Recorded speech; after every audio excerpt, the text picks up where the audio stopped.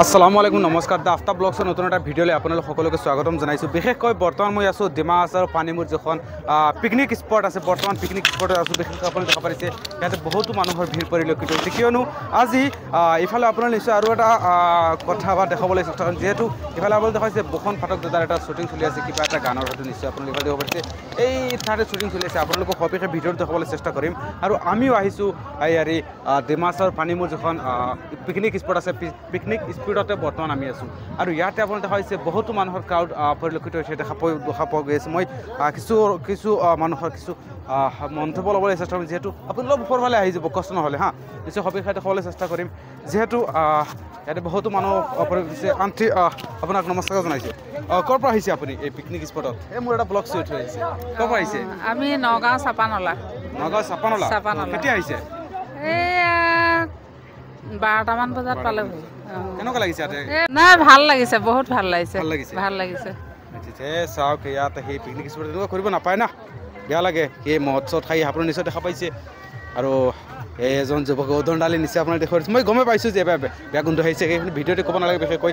আৰু ইফালে মই আপুনি সম্ভৱলৈ আহিব, নাহিলে থাকি যাওঁ। মই আৰু ওপৰত গৈ আপোনালোকে কিছু দৃশ্যাংশ দেখাবলৈ চেষ্টা কৰিম।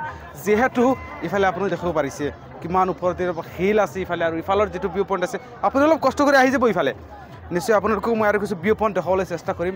এই যে পানীমূৰত আৰু বাপৰে বাপ, আপোনালোকে এবাৰ আহি ভিজিট কৰক। 2024 চনত যিহেতু জানুৱাৰী মাহ চলি আছে, আৰু নৱবৰ্ষত ইয়াত আপোনালোকে দেখিব পাৰে ইফালে যিখিনি আপুনি অলপ দেখুৱাই দিব ইফালৰ কিছু দৃশ্যাংশ, অলপ দেখুৱাই দিব। ইয়াত দেখিব আপোনালোকে দেখাইছে বহুতো দূৰ দূৰৰ পৰা মানুহ আহি আছে বা এনজয় কৰি আছে, মস্তি কৰি আছে ইয়াতো। আৰু দেখাত কিমান ধুনীয়া আচলতে প্লেচটো, দেখাত বহুত ভাল লাগি আছে। বহুতো মানুহ আহি ইয়াতে আচলতে ধেমালি কৰি আছে, আনন্দ কৰি আছে, উপভোগ কৰি আছে, বা পিকনিক স্পট আহি কিবা কিবি মানে যিমানখিনি এনজয় কৰিব লাগিছে। 2025 চন আহি গৈছে, যিহেতু 1 বছৰ আগতে 2024 চনত আমি এণ্ট্ৰি দিছিলোঁ, বা 2000 নৱবৰ্ষ আহিছিলে, কিন্তু এতিয়া 2025 চন।